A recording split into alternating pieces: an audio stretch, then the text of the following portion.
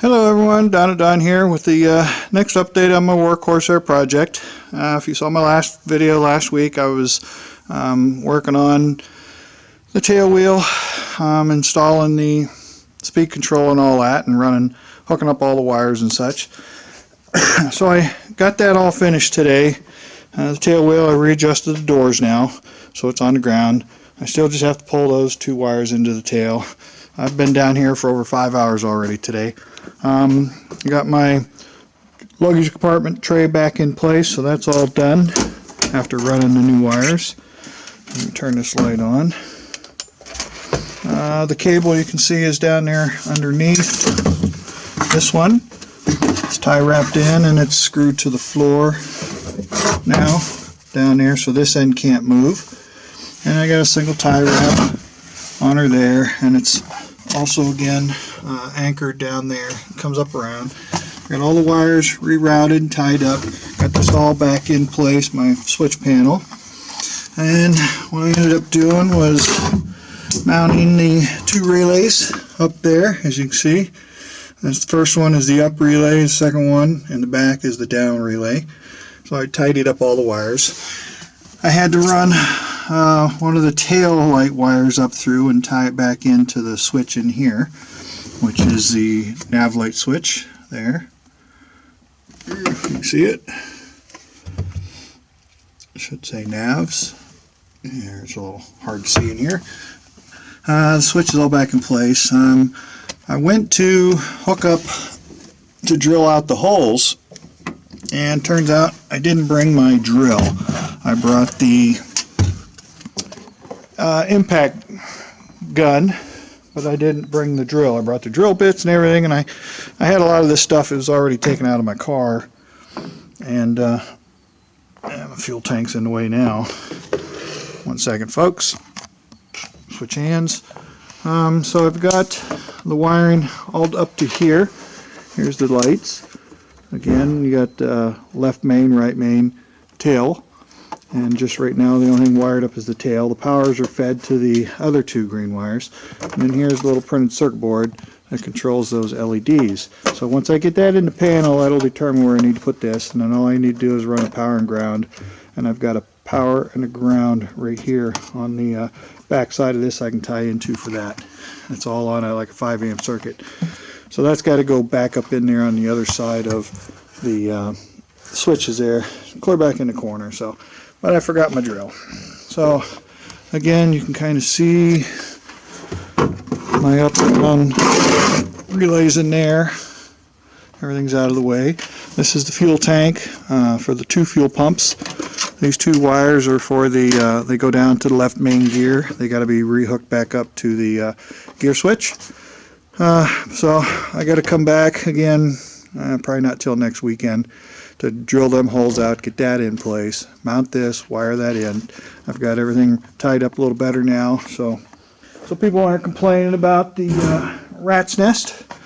But what I say to those folks is, you should go check out a Cessna sometime, any kind of Cessna, especially twin. If you go watch Rebuild Rescue's site, they're working on that with 401. You see the back side of that instrument panel? That is a rat's nest of wires. So that's just the way they did it, you know. So, and again, you know, a lot of this stuff was done years ago. Some of this wire is still a little loose. I may shorten it up. It just goes to the actual ignition switch for the start switch for the engine. But essentially, that's all done. Eventually I'll get to run the extra wires to the main gears and get these other two lights hooked up. But right now I just need to get it tucked away and everything tied down. I wrote on top of here so I would know later, this is a tail wheel speed controller screwed right up underneath this thing. I just put one screw right up through the case. If you can see it under there, right there's the box. And then the knob's on there still, if I want to fine tune that. But I did swing the tail wheel. So this is ready to go back together. I still had a little over a quart of fuel left in the tank. One of the problems I had when it came down here, oh sorry, hitting the zoom on you folks. When I came down after the winter months, back in February, I smelt gas in the plane, and there was a little, the floor wasn't wet, but you could tell it had been dripping. And what it turned out to be, it was the return line was dripping. So I was able to get one more turn on that, and hopefully that'll seal it up.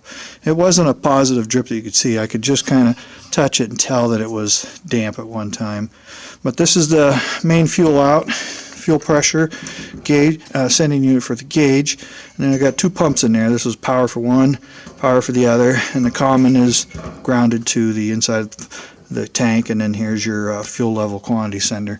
So you got pressure out, return, fuel quantity, and fuel pumps. So there's two pumps in there, pump one, pump two. So I have a backup pump. So like I said before, if you remember, when I go, if I'm going to go fly to a fly-in or something, run down on pump one, and then when I come back, run back on two. And then otherwise, if I'm out flying around, fly on one. Next time I go out, I'll try to remember to fly on pump two to keep alternating. Again, this tank holds 15 gallons. A little chalk here. Holds 15 gallons. So I got to get this instrument panel drilled out for the lights, get that all tied up again, finished, put this back in, bring some gas down, fill it back up.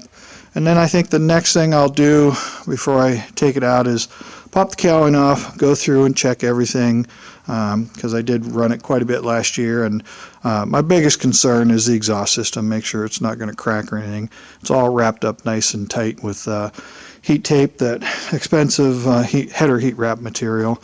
But I just want to go over, make sure everything's looking good before I can go back out and try taxiing again and see how it feels this year. Right now the weather is, it was only like 40-some degrees when I came down, but it's cleared off quite a bit.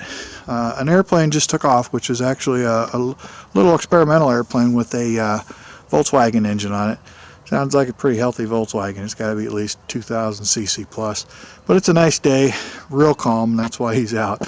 So it's not bad now. It's, like I say, it's probably mid-40s. It was supposed to get up to at least 50 today. I don't know if it did or not, but it's perfect flying weather right now. So I think that's pretty much all I got to report this week.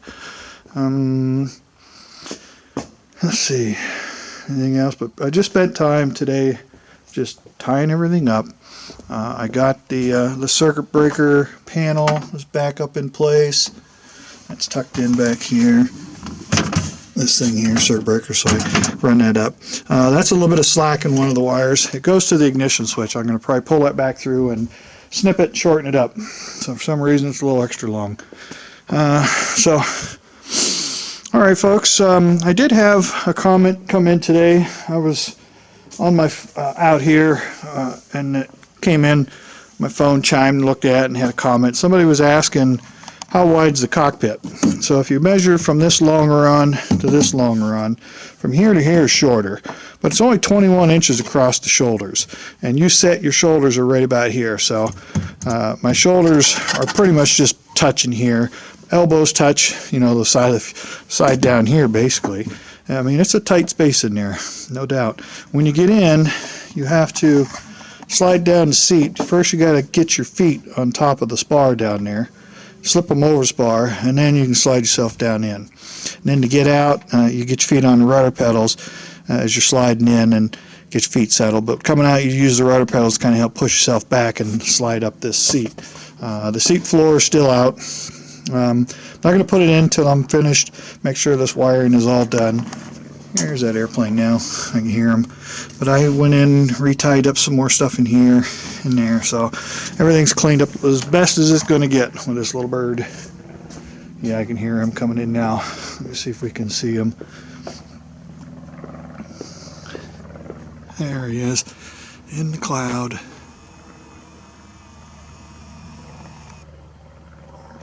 Come on, focus. There he is. This thing's got 83 times zoom, so it can zoom a long ways. Zoom back out, give you an idea how far away he is.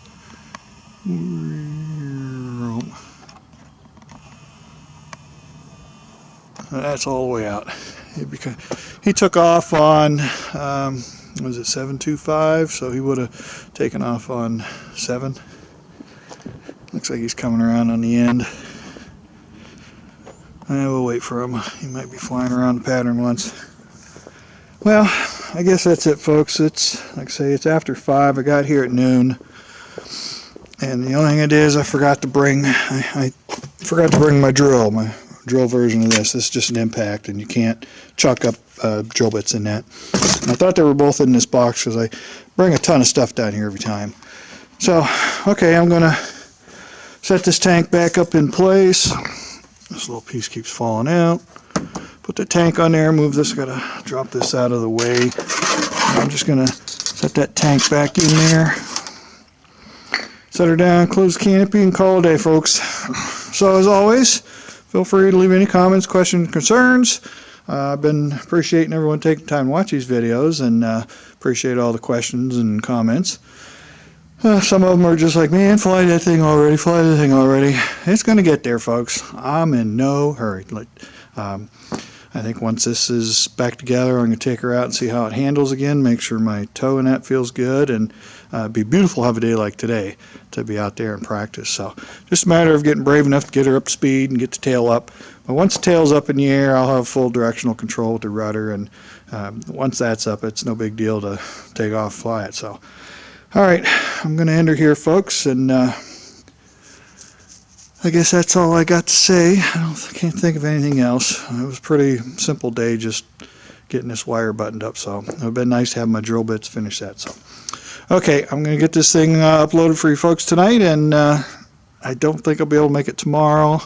And then I drive, of course, Wednesday, Thursdays, and Fridays. So it'll probably be, again, next weekend. Next weekend's the eclipse up here. I'm right dead smack in the middle of it, so I'll get to see the full total eclipse next Monday. If it isn't overcast. That's Erie's known for really shitty, cloudy weather. So, okay, folks, I'll get this up tonight and have you guys something to watch, and I'll see you again next week if all else fails. All right, thanks, folks.